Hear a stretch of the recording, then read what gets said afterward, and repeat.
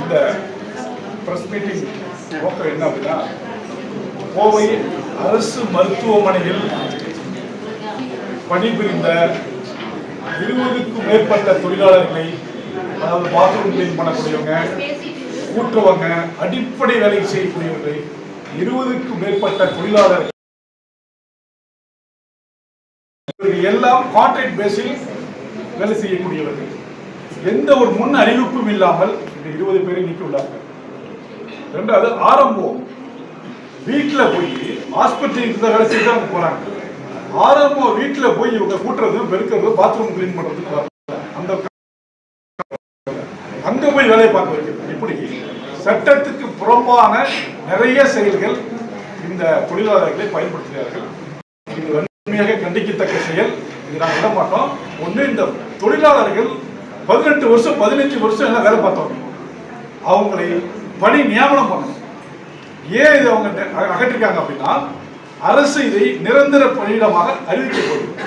அதை கருத்தில் கொண்டு கான்ட்ராக்ட் பேஸ்ல வேலை செய்யக்கூடியவர்களை பணி நீக்கம் செய்து விட்டோம் என்றால் நம்ம புதுமையாக பணியில் புகுத்தி விடலாம் என்ற ஒரு நரித்தனத்தின் வேலையாக தான் இவர்களை, எந்த காரணமும் இல்லாமல் அவர் எந்த ஒரு குற்றச்சாட்டும் செய்யாதவர்களை பணி நீக்கம் செய்தார்கள். இது வன்மையாக கண்டிக்கிறது. காங்கிரஸ் சிவசேனா கட்சி கண்டிக்கிறது, விடவும் மாட்டோம். அந்த தொழிலாளர்களை பணி நியமனம் செய்ய வேண்டும். அடுத்து நாங்கள் இந்த ஆண்டு தேர்தலில், போன சட்டமன்ற தேர்தலில் திமுகவுடன் கூட்டணி வைத்து நாங்கள் தேர்தலை சந்தித்தோம். தலைமையிடம் சொன்னது அதை போல சந்தித்தோம். ஆனால் இந்த ஆண்டு எங்களுக்கு பல கட்சியிலிருந்து அழைப்புகள் வந்திருக்கு. குறிப்பாக புதிதாக ஆரம்பித்த கட்சிகள், பழைய கட்சிகள் எல்லாம் அழைப்புகள் நிறைய வந்திருக்கு. ஒரு விஷயம் உண்மை, கோயம்புத்தூர் சட்டமன்ற தேர்தலில் சிவசேனா கட்சி கூட்டணியில் 100% போட்டியிடுகிறது. ஆனால் பாரதிய ஜனதாவுடன் நாங்கள் கூட்டணி அல்ல, வைக்க மாட்டோம். அது உறுதியான செயல். ஆனால் தமிழகத்தில் உள்ள கட்சியுடன் எந்த கட்சியுடன் நாங்கள் கூட்டணி வைப்போம் என்பதை இன்னும் 1 வாரங்கள் 2 வாரங்களில் தலைமையிடம் ஆலோசனை செய்து தலைவர் கோஆர்டினேட்டர் சஜித் ஐயா அவர்களுடன் பேசி அந்த தலைவரை சந்தித்த பிறகு மிக விரைவில் நாங்கள் அறிவிப்போம். கோயம்புத்தூர் சட்டமன்ற எலெக்ஷனில் சிவசேனா இந்த ஆண்டு கூட்டணியில் நிற்கிறோம், வேட்பாளர்கள் நிறுத்துகிறோம். இரண்டாவதாக, ஒவ்வொரு ஆண்டும் சிவசேனா கட்சியின் சார்பாக கோவையில் தொடர் குண்டு வெடித்ததற்கு அவர்களுக்கு நினைவு சின்னம் வைக்க வேண்டும், நினைவு செலுத்த வைக்க வேண்டும் என்று மௌன ஊர்வலமும் அகிம்சை வழியில் போராடி கொண்டுதான் இருக்கிறோம். கோரிக்கைகளை வைத்துக் கொண்டுதான் இருக்கிறோம். மத்திய அரசுக்கும் மாநில அரசுக்கும்.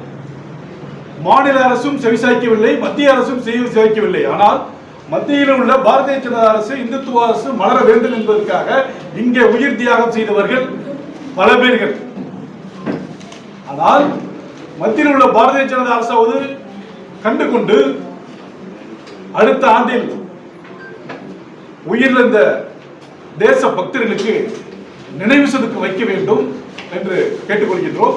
நாங்கள் இந்த ஆண்டு பொழுது இன்றைக்கு அவருக்கு மௌனஞ்சலி செலுத்துவதற்காக மாலை நம்ம தலைவர் சஜித் ஐயா, மாநில தலைவர் அவர்கள் வந்திருக்கிறாங்க.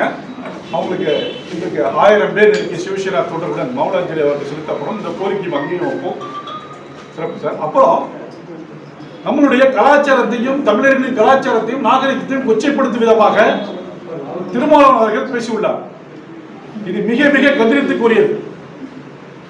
சிவசேனா கட்சியின் குறிக்கோள் கொள்கையே மொழியையும் கலாச்சாரத்தையும் நாகரிகத்தையும் பாதுகாப்பதுதான்.